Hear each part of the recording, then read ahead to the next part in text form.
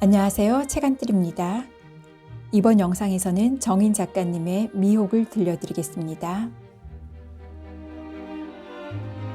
미혹 정인 실로암으로 가는 길은 빈 들판을 양쪽 옆에 거느리고 스산한 바람 소리 속에 곱게 뻗어 있었다. 산등성 위에 선 앙상한 나무들은 바람에 시달려 더욱 여여가는 듯 메말라 보였다. 나는 스쳐가는 바깥 풍경에 눈을 팔다가 되돌아가고 싶은 충동을 불현듯 느꼈다. 간밤에 터무니없는 죄의식만 아니었다면 나서지 않았을 길을 주춤주춤 가고 있는 것이 아무래도 부질없는 짓 같았다.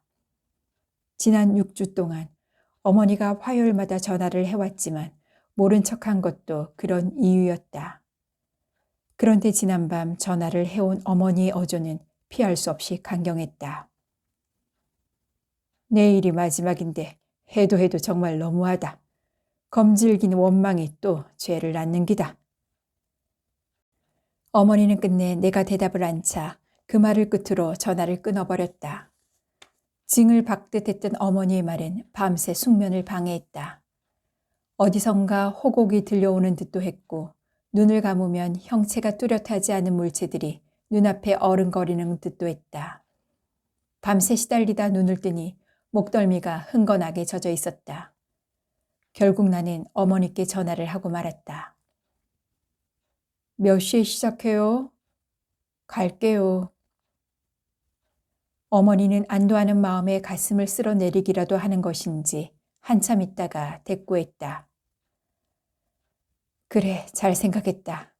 오늘마저 모른 척하며 다시는 니를 안 볼락했다. 내 속으로 낯닥해도 너무 악이 세니까 만정이 떨어지더라. 어머니의 말은 비수처럼 가슴을 그었고 야속한 생각마저 들게 했다. 곰지도 터지지도 못한 채 내 가슴 속에서 화석처럼 굳어버린 응어리를 어머니는 그새 잊어버린 것일까. 나는 간신히 작별 인사를 하고 성급하게 전화를 끊었다.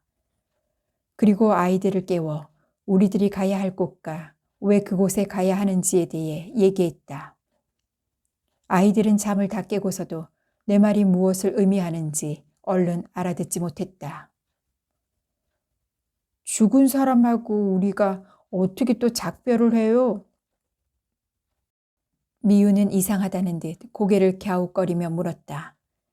그때 나는 미유와 나를 번갈아 보는 미주의 눈이 우멍하게 깊어지는 것을 보았다. 가슴이 서늘하게 내려앉았다. 사람에겐 영혼이란 게 있는데 죽으면 그 영혼이 다시 태어날 때까지 49일 동안 영계를 떠돌아다닌대. 그런데 오늘이 그 마지막 날이란다. 그럴 때 가족이 마음을 모아 좋은 곳에 나기를 빌어주면 영혼이 그동안의 죄를 다 용서받고 좋은 곳에 태어난다고 그래. 나는 정확하지 않을지도 모르는 짧은 지식을 되는 대로 주워 섬겼다. 마지막 말은 목구멍에 들러붙어 간신히 새어나왔다. 그럼 죽은 사람이 아직 이 세상에 있는 거예요? 쥐어짜는 듯 조심스럽게 물어오는 미주의 눈이 불안한 듯 깜짝거렸다. 미주의 눈이 그렇게 파들거릴 때 마주 쳐다보는 것은 쉽지 않았다. 나는 할 일 없이 서랍 속을 뒤적이며 짐짓 경쾌한 어조로 대답했다. 할머니 말대로라면 그럴 수도 있겠네. 미주는 가만히 고개를 주걱거리더니 제 앞에 있는 양말을 끌어당겨 가만가만 신기 시작했다. 질린 듯한 미주의 눈빛은 아직 충격에서 헤어나지 못했음을 말해주었다. 나는 아이들 방을 나와 새삼 그를 향해 치밀어 오르는 염호의 감정을 진정시키느라 숨을 깊이 들이마셨다. 그는 훌쩍 떠나버렸지만 남아있는 우리들이 잊은 것은 아무것도 없었다. 그것은 좀처럼 새살이 돋지 않는 상처처럼 걸핏하면 핏물이 배어나고 있었다. 어머니는 그래서 더욱 49제를 해야 한다고 주장했다. 하지만 한마디 말도 남기지 않고 저 스스로 유명을 선택해버린 사람을 위해 왜 기도를 해야 한단 말인가. 스스로 선택한 죽음이 용서받을 수 없는 죄악이라면 그는 마땅히 그 죗값을 치러야 하는 것이다. 어머니는 그렇게 말하는 나를 타박했지만 나는 아직도 그에게 너그러워질 수가 없었다. 새삼 타분해져 오는 마음을 가라앉히기 위해 차를 길 옆으로 세웠다. 철새의 무리가 빈 하늘을 까맣게 가로지르고 있었다. 새들도 저 작은 몸을 부릴 따뜻한 땅을 찾아 다 함께 길을 떠나는데 그는 왜 홀로 이 땅을 서성이다 스스로 죽음을 선택했단 말인가.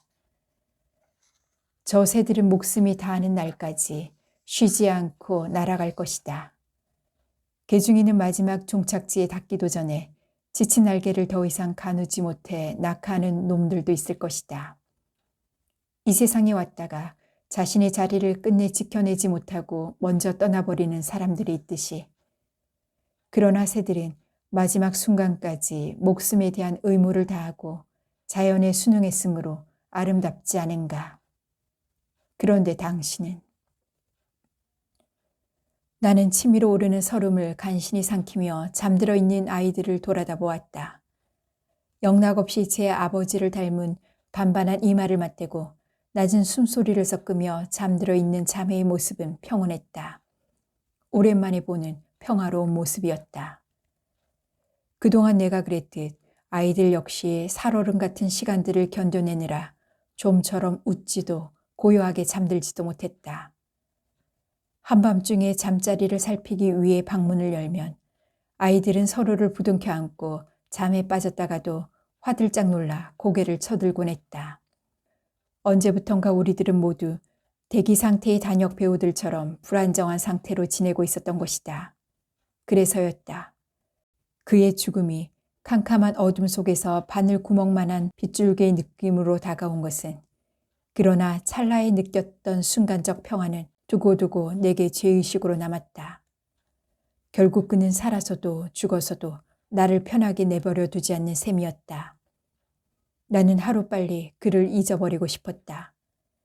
그가 한 줌의 뼈가루가 되어 항아리 속에 안치되었듯이 그에 대한 기억도 꼭꼭 여며 다시는 떠올리고 싶지 않았다. 죄를 올려야 한다는 어머니의 제안을 지금껏 모른 척한 것도 그 때문이었다. 죄를 올릴 때마다 지상에서 있었던 그와의 일을 상기해야 한다는 것이 나로선 괴로웠다. 그래서 어머니는 지난 6주 동안 혼자 그의 죄를 지내왔고 오늘이 그 마지막 날이었다. 어머니는 내가 겪어온 참담한 시간들에 대해 위로의 말 대신 그를 위한 기도를 선택했다. 길 저쪽 끝에서 지프차가 하이빔을 번쩍이며 달려오고 있었다. 실로암에서 내려오는 차인 듯했다. 시계를 보니 아직 시간은 넉넉했으나 어머니가 기다리지 못하고 마중 나오는 모양이었다. 이윽고 차가 건너편에 멈추고 예상한 대로 어머니가 차에서 내렸다. 들판에서 불어온 바람이 하얗게 세어버린 어머니의 머리를 들쑤시고 지나갔다. 와 어서 안 올라오고 여서 있노. 아들도 다 왔제? 어머니는 어제 본 사람을 대하듯 담담하게 말했다. 아이들이 외할머니의 목소리에 깨어 고개를 내밀었다. 서로를 반기는 조손의 한호가 허공에서 섞갈렸다. 아이들은 차에서 내리자마자 외할머니의 품 안으로 뛰어들었다. 아이들을 꼭 끌어안는 어머니의 눈에 설핏 눈물이 내비쳤다. 어이구 내 새끼들 오늘아고 고생했제? 어머니는 아이들을 번갈아 껴안아주고 나서 허리를 펴 나를 쳐다보았다. 와줘서 고맙다. 밤새 네 맘이 안 바뀌면 우하노 싶어서 무던히도 애를 태웠다. 아무리 그래도 마지막 가는 길인데 너그가 와봐야지. 아무도 없어 뭐 강서방이 얼마나 서운할 끼고. 찬바람 탓인지 어머니의 얼굴이 더욱 가치게 보였다. 어머니는 여전히 내 마음을 염려하고 있었다. 그에 대한 원망을 떨쳐버리지 못할까봐 볼 때마다 노심초사였다. 그만 좀 하세요. 사람 맘이 어디 억지로 되는 건가요? 세월이 가면 자연 잊혀지고 용서도 되겠죠. 그동안 참고 산 보람도 없이 그렇게 가버리니까 차라리 그 용기로 우리와 잘 살아볼 노력을 하지 싶어서 더 그렇죠. 생각할 때마다 그게 괘씸해서. 그를 떠올리기만 하면 목이 메었다. 억울하기도 했다. 고작 30여 년 정도의 세월을 살아왔으면서 수십 년의 세월을 살아와 허연 백발을 이고 있는 느낌이었다. 영묘야, 네가 자꾸 그라 뭐 잘못했다고 빌어야 할 사람은 이 애미다. 인자사 다 소용없는 일이지만 네가 그래 싫다 할 때 내가 그리 닭달마 안 했으므 이런 일도 없었을 낀데. 어머니의 음성이 잠겨들었다. 나는 어머니의 젖어드는 눈길을 외면하고 차에 올라 시동을 걸었다. 어머니의 같이 탄 뺨을 타고 흐르는 눈물을 보고 있으면 신혈이 오르는 것 같았다. 그동안 어머니는 야속할 정도로 내 하소연을 귀담아 듣지 않았다. 인자 와서 우얄 끼고 네 지압인데 우야든동 참고 살아야지. 사람의 인연이 어디 무자르 듣기 마음대로 되는 기더나 참고 살아보면 좋은 날도 있는 기지. 마치 유효기가 넘긴 물건을 바꿔달라는 사람을 나무라는 듯한 어투로 나를 대하는 어머니의 태도를 나는 이해할 수 없었다. 한결같이 냉정하고 단호하기만 했지 내 입장에서 이해하고 위로해 주는 적은 거의 없었다. 무엇보다도 나는 어머니 자신의 기다림이 그렇게 허망했음에도 불구하고 한사코 인내를 고집하는 어머니의 속내를 알 수 없었다. 모녀지간에 흡사하다면 흡사한 운명을 헤쳐오면서도 어머니는 내게 동반자가 아니라 방관자였다. 내 인생이 어긋나기 시작한 것은 10여 년 전 어머니가 내 자취방 문을 두드리면서였다. 어머니는 환상에 사로잡혀 나를 나락으로 밀어넣은 것이나 다름없었다. 그날 아침 푸른 새벽 공기와 함께 들이닥친 어머니는 가 피어난 꽃처럼 활짝 웃고 있었다. 전화로 미리 언지를 받기는 했지만 어머니가 그렇게까지 들떠있는 걸 보고 나는 그만 어처구니가 없어졌다. 졸업 논문 때문에 다른 데 신경 쓸 여유가 없다니까 왜 자꾸 성가시게 그래요? 내가 짜증 섞인 푸념을 늘어놓는데도 어머니의 입가에는 해픈 웃음이 해실해실 묻어나고 있었다. 시끄럽다마 가시나가 서울물 먹더만 입만 살아갔고. 네 애미 까무라치는 걸 보고 싶거들랑 자꾸 고집피하라. 어머니는 당신의 딸이 기대를 저버리리라고는 전혀 생각하고 있지 않은 듯 마냥 즐거워 보였다. 나는 속수무책인 기분으로 어머니를 바라보았다. 아무래도 어머니가 원하는 대로 되고 말 것 같은 불길한 예감이 서서히 나를 올가매고 있었다. 겉으로는 단단해 보이지만 속으로는 늘 문풍지처럼 떨고 있을 어머니를 생각하면 도무지 내 뜻을 밀고 나갈 용기가 나지 않았다. 그것은 아버지의 사망 후 저절로 형성된 어머니와 나 사이의 기류였다. 아버지가 바다 한가운데서 실종되었다는 소식을 들었을 때 나는 불과 8살이었다. 생존자가 한 명도 없다는 비극적인 보도가 신문에 대서특필되었지만 어머니는 한사코 아버지의 생존을 확신하고 있었다. 너가 아버지는 천명을 타고난 사람이라 했다. 어디 무인도에라도 떨어져 있다가 꼭 살아오실 기다. 사람 목숨이 얼마나 모질고 독한 긴데 너가 아버지가 우리를 내삐고 그 차분 바다 한가운데서 맥없이 죽는단 말이고 5년이든 10년이든 세월만 지나봐라. 네 살아왔네 하면서 꼭 돌아오실 기다. 어린 나를 끌어안은 어머니는 하염없이 중얼거렸다. 아버지의 생환을 의심하지 않아서인지 눈물을 흘리지도 않았다. 어머니는 그렇게 자신에게 최면을 걸므로써 부질없는 기다림의 노예가 되고만 셈이었다. 그날부터 어머니는 낮이나 밤이나 대문을 활짝 열어두었고 쉴 새 없이 연부를 외기 시작했다. 아침에 눈을 뜨면 잠들 때까지 앉으나 서나 녹음 테이프가 돌아가기라도 하는 듯 어머니의 입에서는 나무 간세음 보살이 흘러나왔다. 그런 속에서 어머니는 서서히 상처에 대한 치유 능력이 생기는 것 같았다. 연불 소리가 소슬한 바람 소리처럼 내 귀를 간지르고 있는 동안 어머니는 운명의 별이줄을 지고 있기라도 한 듯 자신만만해 보였다. 그러자 희한하게도 아버지의 부재는 일시적인 것이 되었고 기다림은 외출해서 돌아오는 사람을 기다리는 것과 다름없이 자연스러웠다. 변한 게 있다면 어머니가 생계를 꾸려야 하는 것이었지만 어머니는 그 일도 그다지 어렵게 생각하지 않았다. 어디든지 시간제 일이 있으면 씩씩하게 달려가 우리들이 일용할 양식을 구해왔다. 그러나 사람을 무한정 기억해 주지 않는 게 세월이었다. 시간의 흐름과 함께 아버지는 조금씩 잊혀져 갔다. 사람들의 기억 속에서는 물론이고 나나 어머니의 기억 속에서도 조금씩 잊혀졌다. 무심결에 대문을 닫아 걸기도 하고 어머니가 부처님 명호를 부르는 시간도 줄어들었다. 그때쯤 어머니는 점차 지쳐가고 있었던 것이다. 마침내 어머니가 속절없는 기다림에 손을 든 것은 티박 같은 벚꽃들이 만개한 어느 봄날이었다. 그날 어머니는 아침부터 망연하게 마루 끝에 앉아 있었고 나는 고등학교에 입학한 후 치를 첫 시험을 위해 방 안에 들이박혀 있었다.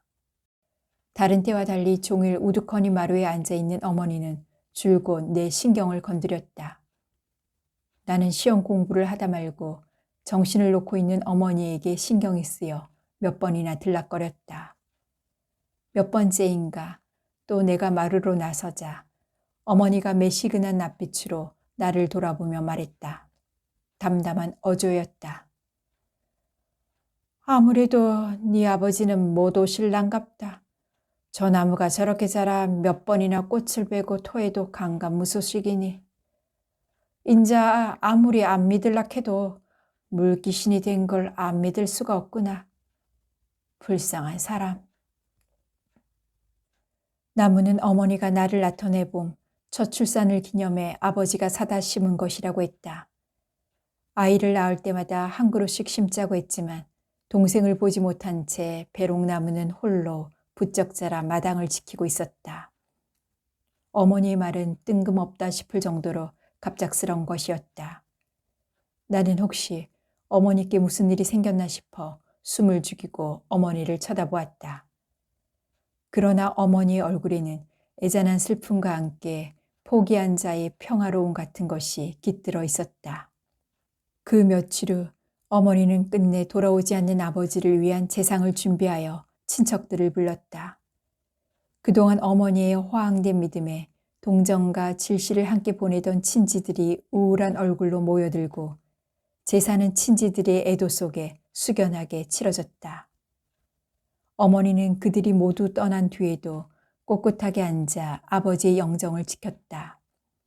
사진 속의 아버지는 아직 젊고 아름다워서 그 앞에 오독하니 앉은 어머니를 더욱 초라해 보이게 만들고 있었다. 나는 친척들이 떠난 뒤에도 염주를 돌리며 지장보살을 부르고 있는 어머니를 지켜보다가 어느새 깊은 잠에 빠져들었다. 얼마간 자다가 깨어났을 때는 벌써 어둠이 물러서고 창밖이 환해져 있었다. 부스스 잠에서 깨어난 나는 깜짝 놀랐다. 어머니가 한기의 망부석처럼 그 자리에 그대로 앉아 있었던 것이다. 어머니의 저고리는 앞섭이 흠씬 젖은 채 안가슴에 들러붙어 있었고 푸석하게 부은 얼굴은 어머니가 아닌 것 같이 낯설었다. 그제야 나는 어머니가 그동안 얼마나 힘들게 견뎠는지 아버지의 부재가 어떤 의미인지 비로소 깨달았다. 내게도 주체할 수 없는 상실감이 휘몰아쳐 왔다. 자주 보지는 못했지만 육지에 닿을 때마다 가족을 위해 그럴 수 없이 헌신적이었던 아버지. 원한다면 밤하늘의 별이라도 따려 했을 만큼 우리들을 사랑했던 아버지. 나는 무너지듯 어머니의 등을 끌어안았다. 그러자 가슴을 애는 듯한 어머니의 통곡 소리가 거센 물살처럼 내 귓전으로 몰려들었다. 그 이후 어머니는 아버지의 빈자리를 메우기 위한 방책으로 하루빨리 사이를 맞아들일 생각을 한 것인지 걸핏하면 입버릇처럼 나의 결혼을 들먹였다. 졸업하기 전에 얼른 시집가거라. 나도 사이 봐서 아들 보듯 남편 보듯 하고 살란다. 집안에는 남자가 있어야 하는 긴데 여자들만 옹그리고 사니 썰렁해서 사는 재미가 없다. 그런 어머니의 바람은 나의 졸업을 앞두고는 극성스러울 정도였다. 그동안 가진 구실로 피해왔던 어머니 독촉을 더 이상 모른 척할 수가 없었다. 하는 수 없이 소위 선이라는 것을 보러 나갔다. 단 한 번만 어머니의 소원을 들어주자는 생각이었고 그것으로 급한 불은 끈성 싶었다. 그런데 몇 달이 지난 후 뜻밖에도 남자 쪽에서 결혼하고 싶다는 의사를 밝혀왔다고 했다. 참 기가 찰 노릇이었다. 전화로 소식을 전해온 어머니의 목소리는 그 어느 때보다 들떠 있었다. 나는 어머니의 번다한 얘기를 귓등으로 들으며 한 번 봤을 뿐인 남자의 눈빛을 떠올렸다. 그 눈은 너무 깊고 푸르러서 오히려 음울한 느낌을 주고 있었다. 처음 보는 순간 전율을 느꼈고 왠지 위험하다는 생각이 들었다. 그것은 호감과는 다른 다소 중독성을 지닌 매력 같은 것이었다. 그날 나는 깊은 물의 푸르름에 두려움을 느끼면서도 그 유혹을 이기지 못해 그와 함께 몇 시간을 보냈다. 첫 만남인데도 그는 지나치다 싶을 정도로 솔직하게 자신의 얘기를 털어놓았다. 제겐 애정결핍증이 있습니다. 의사들은 너무 일찍부터 어머니의 사랑을 받지 못한 게 이유라고들 하더군요. 사실 전 어머니 얼굴을 사진 속에서만 보았죠. 영묘 씨도 일찍 아버지를 여의었다고 들었는데 저 같지는 않은 것 같군요. 아버지와 어머니가 지니는 의미가 달라서일까요? 사람도 동물도 식물도 사랑이 부족하면 황폐해지는 법이죠. 제게도 어쩐지 그런 냄새가 나지 않습니까? 담배를 꺼내드는 그의 손은 유난히 희고 기름했다. 보살핌이 필요한 아이처럼 선병질적으로 보이는 손이었다. 하지만 그것으로 끝이었다. 그는 다음을 기약하지 않았고 나 역시 그러고 싶은 생각이 추호도 없었다. 그러나 그에 대한 기억과 느낌은 또렷하게 가슴에 남아 있었다. 인연이란 그런 것인지도 알 수가 없었다. 단 한 번의 상대방의 영혼의 흔적을 남기고 그것으로 두 사람의 운명이 얽혀들어 마침내 헤어나지 못하는 것. 나는 막연하게 그런 생각을 하며 마냥 웃고 있는 어머니 얼굴을 바라보았다. 어머니는 여전히 기대에 부푼 얼굴을 감추지 않고 내 앞에 바싹 다가 앉았다. 영묘야, 이 엄마는 이날 이때꺼정 네 하나 잘 되는 거 바라고 살아왔다. 네가 이리로 시집만 간다 하모 난 그동안의 시름을 다 잊을 수 있을 끼다.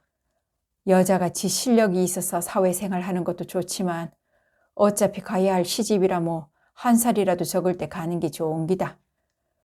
그런데 말이야 바른 말이지. 우리 형편에 그래 좋은 데가 어디 있겠노? 까딱 잘못하면 고생만 바가지로 하는 기지. 그런데 그 총각이 니를 좋탁하고 그 어른도 니를 꼭 며느리로 삼고 싶어 한다 안 하나? 그때 보이 니도 그래 싫은 눈치는 아닌 것 같더라. 사실 결혼도 인연이 닿아야 되는 기지. 인력으론 아무리 할래도 안 되는 기다. 엄마 생각엔 아무래도 이기 인연이지 싶다. 그러니까 이 엄마의 처음이자 마지막 소원을 꼭 좀 들어다고. 나의 두 손을 거머쥐고 최선을 다해 설득하려 애쓰는 어머니의 얼굴엔 홍조마저 드리워져 있었다. 탄력을 잃어 주름이 늘어난 얼굴에 짙은 부드러운 미소는 어머니를 모처럼 행복해 보이게 했다. 나는 좀처럼 헤어날 수 없을 것 같은 운명적 예감을 한심스러워하며 마지못해 고개를 끄덕였다. 엄마가 정 그러시면 한번 사귀어는 볼게요. 그렇다고 결혼하겠다는 건 아니에요. 인생에서 제일 중요한 일인데 서로를 좀 알아야만 마음을 정할 거 아니에요? 그러자 어머니는 멈칫거리는 기색도 없이 뒷덜미를 잡아채듯 재빠르게 말했다. 영묘야, 사실은 내 미리 나를 받아놨다. 나는 멍해져서 어머니를 쳐다보았다. 지난 세월 동안 어머니가 살아왔던 방식에 비하면 터무니없는 조급증이었다. 홀로 생활을 꾸려오면서 어머니는 한 남자의 울타리만큼 든든한 바람막이가 없다고 생각하게 되었음이 분명했다. 그것을 빨리 해결하는 것만이 딸에 대한 도리를 다하는 것이라고 생각하고 있다면 어머니는 얼마나 큰 실수를 하는 것인가. 나는 어처구니 없이 성급하게 진행되는 일에 불안감을 떨쳐버릴 수가 없었다. 내가 그에 대해 알고 있는 것은 아무것도 없었다. 오직 그의 우울한 이미지와 자신을 감추지 않고 들려주던 몇 마디의 말뿐이었다. 하지만 왠지 나는 새벽 기차에 시달리면서도 오직 나의 긍정적인 대답을 듣기 위해 달려온 어머니를 차마 배반할 수 없었다. 사람에겐 누구나 나름대로의 사랑법이 있는 것이니까. 나는 그만 고개를 끄덕이고 말았다. 불가능한 것을 취하고 싶어하는 어머니의 욕망에 편승한 내 삶이 어떤 프로그램을 준비하고 있는지 알려고도 하지 않은 채. 실로암은 나지막한 지와 기붕을 이고 단아하게 엎드려 있었다. 산 아래 양지 바른 계곡 끝에 호젓하게 자리 잡은 암자는 정경이 아름답고 아늑했다. 자그마한 대웅전 앞마당에 아름드리 서 있는 단풍나무들은 가을이면 붉은 꽃잎들을 통곡하듯 쏟아놓았다. 그럴 때면 암자 전체가 불길에 휩싸인 듯 온통 붉어져 까닭없이 마음이 설레곤 했다. 잘 들여다보면 지금도 파근파근한 흙길 구석에 진한 가을의 단풍잎이 바랜 핏빛 같은 색깔을 띠고 몇 개쯤 숨어 있을지도 모를 일이었다. 이 길은 수년 전 그와 함께 와본 적이 있었다. 어머니가 이곳에 거처를 정한 얼마 후였다. 그때 어머니는 도시에 있던 집을 정리하여 친구가 주인인 이 암자의 거처를 정하고 우리에게 한번 다녀가라고 했다. 그는 도착하자마자 핏빛을 한 단풍이 온통 하늘을 덮은 것에 마음을 빼앗겼는지 암자 아래쪽에 차를 세워두고 걷자고 말했다. 가을비가 온 얼마 뒤라 계곡을 흐르는 물소리가 사람의 말을 삼켜버릴 정도로 우렁찼다. 그즈음 나는 그와 나 사이에 가로놓여 있는 깊고 넓은 강물을 건너기 위해 발부둥치고 있을 때였다. 그래서 그 원행이 둘 사이에 가교 역할을 할 수 있기를 내심 바라고 있었다. 그는 하얗게 부서지며 계곡을 흘러내리는 물살과 단풍나무를 번갈아 보며 아무 말 없이 걷다가 독백하듯 말을 끄집어냈다. 당신은 견딜 수 없이 속이 허전할 때가 없어? 뭘 먹는다고 되는 것도 아닌 속을. 그렇다고 후벼 파버릴 수도 없고. 난 어릴 때부터 간혹 그런 증상이 있었는데 지금도 나아지지가 않네. 아무리 뭘 먹어도 채워지는 느낌이 안 드는 것은 보통 괴로운 일이 아니야. 당신은 내가 사람을 사랑하는 법부터 배워야 한다고 했었지? 그땐 그게 무슨 말인지 몰랐는데 이제야 그 말의 의미를 알 것 같아. 사랑도 받아본 사람이 하는 건가 봐. 도대체 사랑을 받아봤어야 어떻게 사랑을 하는 것인지 알지. 난 지금 내가 느끼고 있는 이 정도를 사랑이라 생각하는데 당신은 아니라 한단 말이야. 그러면 사랑에도 절대적 기준이 있는 건가? 난 지금까지 누구를 죽을 만큼 사랑해 본 적도 사랑을 받아본 적도 없는 셈이야. 아버지도 내게 존재하기만 했지 사랑을 나눠주진 않았어. 내 아버지는 오히려 자신의 사랑을 찾아 부나비처럼 이 여자 저 여자를 옮겨 다니길 즐겼지. 많은 여자들이 우리 집에서 살다 떠났어. 엄마라는 말이 나에겐 스쳐 지나가는 아버지의 여자들을 의미하는 말일 뿐이었어. 난 나를 낳아준 엄마를 사진 속에서나 보았지 기억하지도 못해. 그 여자들은 되게 친절하지 않았고 내가 집에 있는 것조차 싫어하는 눈치였어. 그 넓은 집 한쪽 구석에 숨어서 보이지도 않는 나를 그들이 눈에 가시처럼 여기는 데는 환장할 지경이었지. 그래서 나는 가능한 한 그들의 눈에 띄지 않으려고 더욱더 으슥한 곳을 찾아 숨어들곤 했어. 아버진 그런 나를 이해하려 하지도 않고 닥달하는 게 일이었어. 사내 녀석이 왜 그 모양이냐고, 왜 그리 등신같이 구느냐고, 싹수가 노란 놈이라고. 난 원래 내성적이었던가 봐. 사교적이지도 못했고 친구를 만들고 싶지도 않았거든. 흐흐, 하긴 자가용 타고 등하교 하는 얼굴 새하얀 녀석과 친구하고 싶은 놈들이 몇 명이나 되겠어. 그렇게 길들여져서인지 난 사실 타인과 사는 것에 익숙해지기가 힘들어. 그러니 너무 섭섭해하지 마. 언젠가 나아지면 다행이지만. 그러지 않아서 당신이 더 이상 견딜기 힘들어지면 떠나도 좋아. 그러니 부탁하는데 날 구속할 생각은 하지 마. 처음 듣는 고백이었다. 나를 만나기 전부터 정신과 치료를 받고 있었다는 건 결혼 후 얼마 안 있어 알게 되었지만 그 원인이 될 만한 얘기를 듣기는 처음이었다.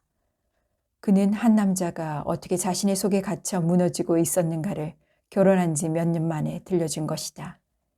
그러나 나는 그가 마지막 말을 하기 위해 그 많은 말을 했다는 것을 알 수 있었다.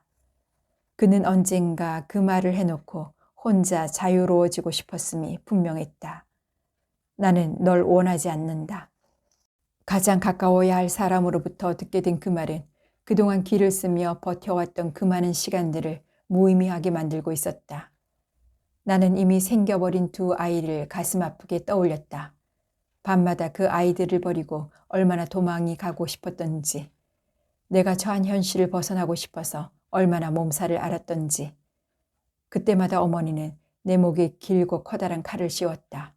나는 그 칼에 짓눌려 이만큼 와 있는 것이었다. 그는 뒤도 한번 돌아보지 않고 벌써 저만큼 걸어가고 있었다. 나는 떠밀린 듯 그 자리에 서서 그가 남긴 발자국을 우두커니 내려다보았다. 마음은 쫓아가서 진지하게 대화를 나누어야 한다고 재촉했지만 발길이 움직이지 않았다. 회복할 수 없는 모욕감에 가슴속에서 단풍잎처럼 붉게 응어리졌다. 나는 악패듯 그의 등에대 대고 소리쳤다. 진작 그러지? 이제 와서 어떡하란 말이야? 어떻게 그런 말을 지금 할 수 있어? 그러나 떨리는 내 목소리는 그르릉거리는 물소리에 파묻혀버렸다. 그가 잠깐 멈칫하는 듯 했으나 그대로 산길을 따라 올라가 버렸다. 나는 길가의 바위에 주저앉고 말았다. 그의 열정은 4박 5일간의 신혼여행지에서 뿐이었다. 당신을 만난 건 행운이야. 난 당신이 내 청혼을 받아들이지 않으리라 생각했었어. 그런데 이렇게 받아주다니 정말 고마워. 그는 나의 귓볼을 잘근잘근 깨물며 말했다. 그동안 내가 그의 궤벽을 견딜 수 있었던 건 오직 그 말 때문이었는지도 몰랐다. 그의 일상은 사람과 더불어 있는 것이 아니라 그의 방에 존재하는 말 없는 사물들과 함께 이루어졌다. 그의 방에는 음질이 뛰어난 오디오 시스템과 수를 셀 수 없이 많은 음악 CD들과 먼지가 보얗게 앉은 책장과 간이 침대, 여러 개의 축음기가 뒤섞여 있었다. 그는 하루의 대부분을 그 속에서 생각하고 먹었으며 클래식이나 재즈, 팝송 등 여러 종류의 음악들을 귀가 아프게 틀어놓고 살았다. 그의 아버지는 오직 재정적인 후원자로서만 존재했을 뿐 우리들이 살아가는 방법에 대해선 한 오락이 관심도 없었다. 세상에 그런 식의 삶도 존재할 수 있다는 게 나로선 놀라운 일이었다. 그의 아버지도 그도 자신만을 위해 존재하는 사람들이었다. 우리는 한 집에 공존하고 있을 뿐 타인이나 다름없었다. 그는 이따금 육체적 갈증을 해소하기 위해 손님처럼 내 방을 다녀갔다. 그것도 아주 습관적이고 생리적인 배설에 불과했다. 그래도 나는 그나마 그것이 그와의 사이를 이어주는 가교라고 믿고 싶었다. 이상하게도 나는 그에게 아무런 요구도 할 수가 없었다. 그의 행동에는 모든 것을 제압하는 위험한 요소가 있었다. 그건 언제 어떻게 폭발할지 모르는 채로 그의 피 속을 흘러다녔다. 그의 이상한 성벽들은 아이가 생기고 커가도 나아지지 않았다. 그는 자신이 아이들의 아버지란 사실을 늘 잊고 살았다. 아이들은 커갈수록 그림자처럼 존재하는 그를 두려워하며 피하기 시작했다. 유난히 마음이 여리고 정이 많은 미주가 간혹 그의 주위를 맴돌았지만 그는 관심을 보이지 않았다. 여보, 제발 아이들에게 말도 좀 건네보고 같이 좀 놀아주기도 하고 그래요. 아이들은 원래 저희들끼리 잘하는 거야. 날 좋아하지도 않을 텐데 귀찮게 뭐하러 그래? 그러고 나면 끝이었다. 다행이라면 그의 말처럼 그런 속에서도 아이들이 저희들끼리 잘 자라준 것이었다. 이제 그는 가버리고 아이들이 그가 갔던 길을 걸어가고 있었다. 미유는 할머니의 손을 잡고 뭐라고 조절대며 걸어가는데 미주는 간간히 나를 돌아다 보았다. 뭔가 할 말이 있는 듯한 아이의 태도가 마음에 걸렸다. 이곳에 온다고 했을 때부터 아이는 몹시 불안해 보였다. 미주의 내리에 아로 새겨졌을 공포감을 생각할 때마다 가슴이 미어졌다. 느닷없이 가해진 폭행의 여운이 얼마나 충격적이었던지 아이는 지금도 가히 눌린 잠에서 식은땀을 흘리며 깨어나곤 했다. 아직도 미주가 내지르던 단발마의 비명이 깃전에 쟁쟁했다. 그 일을 떠올릴 때마다 나는 나 자신에게 더 씌어진 운명의 굴레를 감당하기가 점점 두려워졌다. 해가 갈수록 그의 병세는 조금씩 더 심해졌다. 의사가 아무리 사람들과 더불어 생활해야 한다고 말해도 그에겐 소용없는 조언이었다. 그는 무엇이든 자기가 원하는 대로 되지 않을 때에는 감당할 수 없이 포악해져 집안의 직기들이 부서져 나가고 손찌검을 하기도 했다. 나도 아이들도 매일 조마조마한 심정으로 그의 일거수일투족을 경계해야만 하는 날이 늘어갔다. 언제 어디서 폭발할지 모르는 화약을 집안 곳곳에 방치하고 있는 듯한 위태로움이 우리를 조여들었다. 나는 점점 지치고 있었다. 그를 벗어나고 싶은 강렬한 욕구가 매일같이 나를 충동질하고 있었다. 그러나 어머니는 그가 환자라는 이유를 내세워 그렇게 불쌍하게 된 사람을 버리는 것은 사람이 할 짓이 아니라고 했다. 그래서 나라도 살아야겠다고, 나라도 살아야 아이들을 기를 거 아니냐고, 이러다가 나도 환자가 되고 말겠다고 덤벼들긴 해도 어머니의 말이 틀린 말이 아니란 걸 알고 있었다. 그는 오갈 데 없는 폐인이나 다름없었다. 그러나 내 예쁜 딸들의 아버지이기도 했다. 죽은 너 그 아버지 생각해봐라. 그 차분 바다 한가운데 빠지도 바로 절명하지 않고 있다가 누군가 구해주면 살 수 있을 낀데 그런 행운을 못 만나서 마 죽은 거 아이가. 그런데 지금 강서방을 혼자 내비리 두면 왜 되겠노? 네가 구할 수 있는 사람을 손잡고 있다가 네 살라고 뿌리치는 게나 다름없는 기지. 네가 그럴 수 있겠나? 사람이 그러면 안 된다. 더구나 아들 아버진데. 나는 도관에 든 지처럼 안절부절이었다. 나는 자주 그가 했던 말을 들먹이며 협박 아닌 협박을 했다. 돌이켜보면 그런 나의 모습이 더욱 그를 불안하게 했는지도 모른다. 언젠가 당신이 했던 말 기억하죠? 원할 땐 언제든지 떠나라고. 난 더 이상 버텨낼 힘이 없어요. 한 번만 더 폭력을 쓰면 아이들 데리고 떠나겠어요. 이건 마지막 경고예요. 아내도 아이들도 모두 떠나버리고 혼자 남겨진다는 것이 그토록 두려웠던 것일까?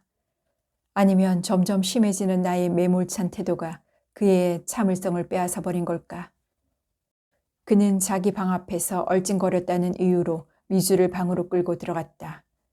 아빠의 거센 완력에 놀란 미주가 벗어나려 하자 그는 미주를 더욱 억세게 움켜쥐었다. 억센 소나기에 뒷덜미를 채인 아이는 파랗게 질려 비명을 지르기 시작했다. 아이의 비명 소리가 커지자 그는 이성을 잃고 아이를 방바닥에 매다 꽂고 입을 틀어막았다. 내가 비명 소리를 듣고 뛰어갔을 때 그의 손은 아이의 가느다란 목을 죄고 있었다. 나는 엉겁결에 그의 책상 위에 있던 축은기를 쳐들고 그의 등을 내리찍었다. 이 미친 인간아, 어쩌자고, 애를. 그가 비명을 지르며 나동그라졌다. 나는 아이를 들쳐안고 아래층으로 뛰어내렸다. 그가 곧 뒤따라 올 것만 같았다.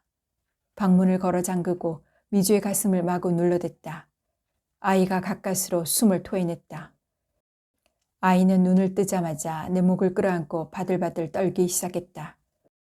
놀란 아이는 가느다란 신음소리만 내뱉을 뿐 울지도 않았다. 그날 이후 아이는 거의 말을 하지 않았다.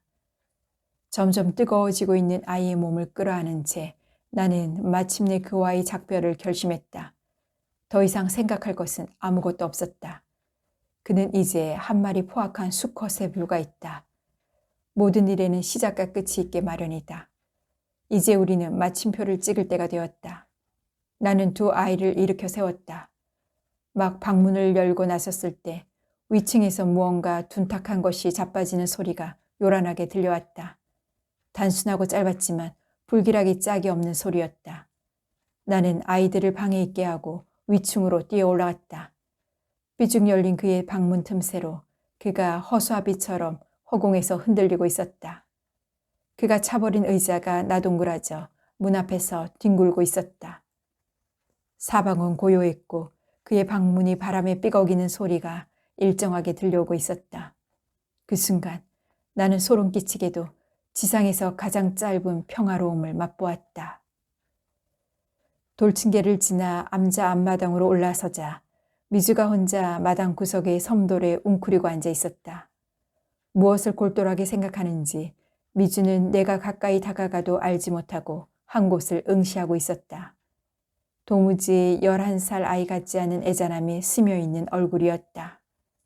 나는 애달픈 마음을 간신히 추스리며 나직하게 미주를 불렀다.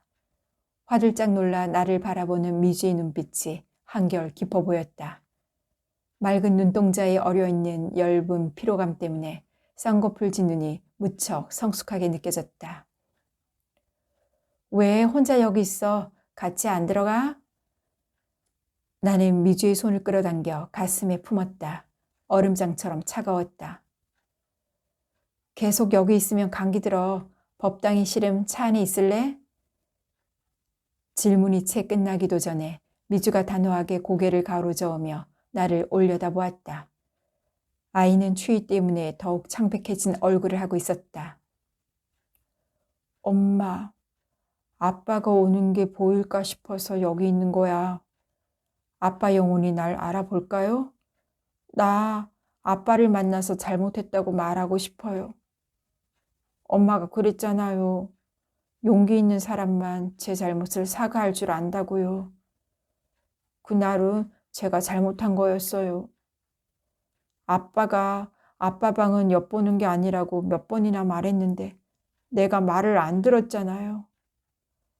내가 안 그랬으면 아빠는 환자니까 우리가 잘 보살펴야 한다고 할머니가 그랬는데 내가 미주가 손으로 얼굴을 감싸며 기어이 울먹였다. 그러나 소리 없는 울음이었다. 아이가 어른의 스승이라더니 오, 내 딸아. 나는 미주를 가슴에 꼭 끌어안았다. 내가 안 그랬음 우리 아빠가 안 돌아가셨을 텐데. 미주는 눈물로 내 품을 적시며 같은 말을 자꾸 되뇌었다. 가슴이 뻐개질 듯 아파왔다. 괜찮아. 내 탓이 아니야. 사람은 누구나 한 번은 죽는 거란다. 아빠는 늘 아팠기 때문에 스스로 자기 자신이 귀찮아졌을 뿐이야. 너 때문이 아니야. 절대 너 때문이 아니야. 그러니 잊어라. 할머니가 그러셨잖아. 오늘 우리가 기도만 잘하면 아빠가 좋은 데 가신다고. 그곳에 가셔선 행복하게 잘 사시게 우리 모두 열심히 기도하자. 응? 엄마도 아빠 원망하던 마음 다 버리고 기도할게. 열심히 기도할게. 아이는 내 목을 끌어안고 그날 이후 처음으로 소리내어 울기 시작했다. 내 가슴에 작은 새처럼 안겨 악몽에서 깨어난 것처럼 오래 늦겁게 울었다. 제를 시작한다는 스님의 안내와 함께 법당에서 바라소리가 들려왔다. 미주가 손등으로 눈물을 훔치고는 내 손을 꼭 거머쥔 채 일어섰다. 허공을 바라보는 아이의 눈길에 그리움이 그득했다. 금일 영가 경주 강공 기증 영가 좋은 곳에 가도록 기도하나이다. 법당에서 흘러나오는 스님의 결곡한 음성이 경례를 휘돌아 나가기 시작했다. 그가 이곳에 와 있다면 모두 다 듣고 느끼기도 하겠지. 그를 위한 우리들의 기도와 눈물을. 그와 나는 도대체 전생에 무엇으로 맺어졌던 것일까? 우리는 무엇으로 다시 만나질 것인가? 나는 미주가 이끄는 대로 발길을 옮기며 한꺼번에 우수수 떨어져 내리는 단풍잎을 보았다.